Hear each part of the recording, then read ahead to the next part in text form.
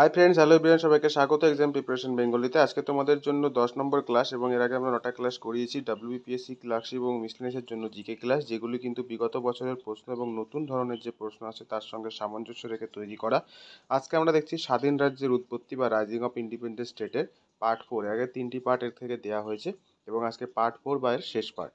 তো প্রথম কোশ্চেনে যাচ্ছি, বলছে ব্যাটেল অফ পলাশি ওয়াজ ফট বিটুইন, অর্থাৎ ব্যাটেল পলাশির যে যুদ্ধ সেটা কার কার মধ্যে হয়েছিল। অপশন এ কি বলছে মীর জাফর এবং রবার্ট ক্লাইভ, অপশন বি বলছে Mir Kasim Robert Clive, option C বলছে Sirajuddaula Robert Clive, option B বলছে নান অফ দ্য অ্যাবভ। তো সঠিক অ্যান্সার তোমরা সকলেই জানো, option C Sirajuddaula and Robert Clive. পরবর্তী কোশ্চেনে যাচ্ছি, who betrayed Nawab Sirajuddaula in the battle of Plassey ইন 1757, অর্থাৎ নবাব সিরাজউদ্দৌলার সঙ্গে কে প্রতারণা করেছিলেন 1757 খ্রিস্টাব্দে পলাশির যুদ্ধের সময়। তো অপশন কি বলছে, এ হায়দার আলী, বি মীর কাসিম, সি মীর জাফর এবং ডি বলছে নবাব অফ অবধ। তো সঠিক অ্যান্সার আমাদের হয়ে যাবে অপশন বি মীর কাসিম, যিনি কিনা নবাবের সেনাপতি ছিলেন, যে নবাবের সঙ্গে প্রতারণা করেছিলেন। পরবর্তী question, the work Siyar ul Mutakherin which describe the battle of Plassey 1757 was written by, অর্থাৎ এই যে সিয়ার উল মুখতারিন, এই বইটাতে একজন ব্যাটেল অফ পলাশি বা পলাশির যুদ্ধটাকে বর্ণনা করেছিলেন এবং সেটা কার দ্বারা লেখা। তো অপশন এ কি বলছে সালাবাদ জং, অপশন বি বলছে কাসিম খান, অপশন সি বলছে গুলাম হোসেন, অপশন ডি বলছে রামমোহন রায়। তো সঠিক অ্যান্সার আমাদের এখান থেকে হয়ে যাবে অপশন সি গুলাম হোসেন। পরবর্তী question, British continued the post of Nawab of Bengal even after battle of Palashi because, অর্থাৎ ব্রিটিশরা যে বেঙ্গলের নবাব বা বাংলার নবাব এই যে পোস্টটা বা এই যে পদটা এটাকে কিন্তু বহাল রেখেছিল, তার কারণটা কি ছিল। অপশন এ বলছে they use to think that this system is still in their interest, মানে এই যে সেই সিস্টেমটা বা এই যে পদ্ধতিটা সেটা এখনও একটা ইন্টারেস্ট বা আগ্রহ তাদের কাছে ছিল। বা দ্বিতীয় বলছে they were agreed with logic of Mirzapur, নাকি মির্জাপুরের যুক্তিতে এটা করেছিল, নাকি they were scared of Mughal empire, নাকি মুঘল এম্পায়ারের থেকে তারা যে ভীত ছিল তার জন্য এটা চালু রেখেছিল, নাকি নান অফ দ্য অ্যাবভ। তো সঠিক অ্যান্সার এখানে হয়ে যাবে option A they use to think that the system is still in their interest. পরবর্তী question, who signed the treaty of Alinagar with the British, অর্থাৎ আলীনগরের যে ট্রিটিটা ছিল সেটা কার সঙ্গে ব্রিটিশরা বা ইংরেজরা স্বাক্ষর করেছিলেন। অপশন এ বলছে Mir Jafar, option B Sirajuddaulah, option C Mir Kasim, option D Alivardi Khan. সঠিক অ্যান্সার হয়ে যাবে এখান থেকে সিরাজউদ্দৌলা। তো আলীনগরের সন্ধিটা হয়েছিল কত, 1756-এ, অর্থাৎ কলকাতাতে গিয়ে যখন সিরাজউদ্দৌলা কলকাতাটাকে ইংরেজদের কাছ থেকে ছিনিয়ে নেন, সেখানেই আলীনগরের সন্ধি হয়েছিল 1856 খ্রিস্টাব্দে এবং তার ফলশ্রুতি হিসেবেই কিন্তু ইংরেজদের মনে ক্ষোভ জন্মে এবং 1857 খ্রিস্টাব্দের এক বিশাল বিদ্রোহ, যেটা ভারতের ইতিহাসে অত্যন্ত গুরুত্বপূর্ণ পলাশির যুদ্ধের দেখা যায়। তো এটাতে মেলাতে হবে যে কোনটা এখানে কারেক্টলি ম্যাচ নেই। তো রায়দুর্লভ যেটা ছিল ট্রেজার অফ নবাব বেঙ্গল, অর্থাৎ রায়দুর্লভ বেঙ্গলের নবাবের যে ট্রেজারার, অর্থাৎ যেখানে সমস্ত ধন সম্পদ রাখা হতো তার রক্ষাকারী ছিলেন। জগৎ শেঠ ছিলেন শেঠ অফ মুর্শিদাবাদ, তিনি একজন বড় ব্যবসায়ী ছিলেন মুর্শিদাবাদের, যিনি কিন্তু নবাবের পক্ষে ছিলেন না। পরবর্তী কোশ্চেন ছিল পরবর্তী অপশন মোহাম্মদ রেজা খান দিওয়ান অফ বেহর, এটা একটা রং অপশন।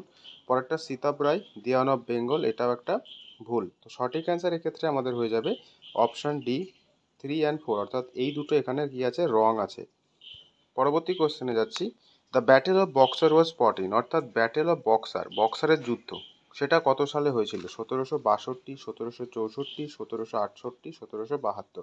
তো সঠিক অ্যান্সার এই ক্ষেত্রে হয়ে যাবে আমাদের 1764।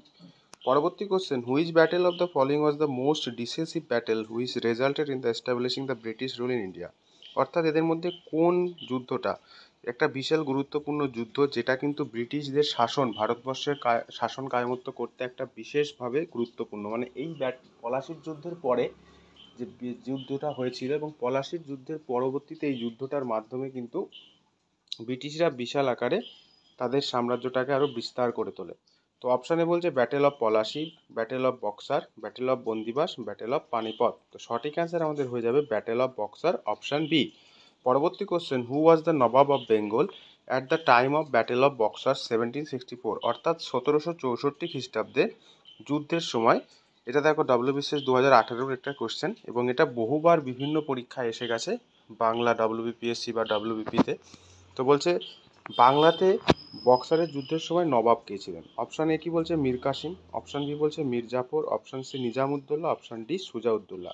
তো সঠিক অ্যান্সার আমাদের এখান থেকে হয়ে যাবে মীর কাসিম। এই অপশানটাতে অনেকেই গুলিয়ে ফেলে, এটা অনেকে মীর জাফর ভেবে ফেলে, কারণ মীর জাফর কি ছিল, বক্সার নবাবের পরবর্তী রাজা ছিল, কিন্তু ওই সময় মীর জাফর এখানে বাংলাতে ছিলেন না, তিনি অবধে ছিলেন। এবং এই সময় বক্সারের যুদ্ধের সময় বেঙ্গলের নবাব ছিলেন কে? মীর কাসিম।